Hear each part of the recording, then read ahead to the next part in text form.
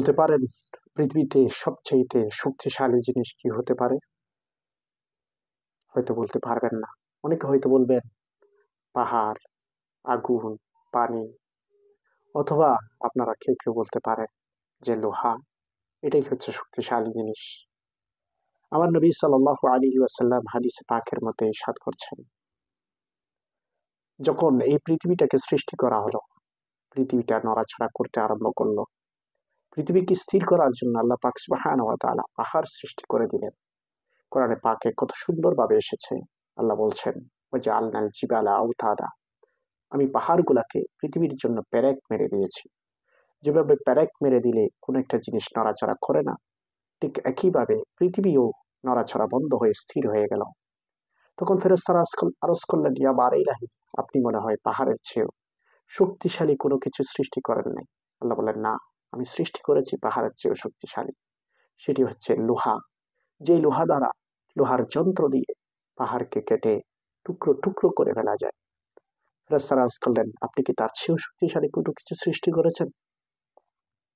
আল্লাহ বললেন, হ্যাঁ, আমি তার চেয়েও শক্তিশালী সৃষ্টি করেছি। সেটি হচ্ছে আগুন। যে আগুন লোহাকে গলিয়ে পানির মতো করে দেয়।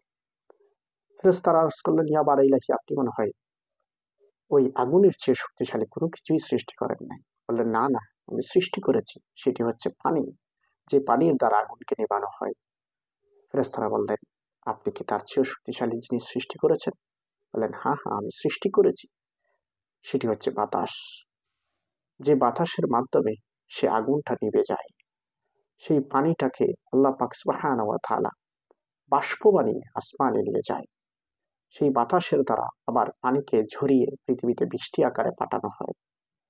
তখন ফেরেশতারা আরজ করলেন, ইয়া বার ইলাহি, আপনি মনে হয় ওই বাতাসের চেয়ে শক্তিশালী আর কোনো কিছুই সৃষ্টি করেন নাই। বললেন, না বান্দা, আমি সৃষ্টি করেছি ওই বাতাসের চেয়েও শক্তিশালী জিনিস।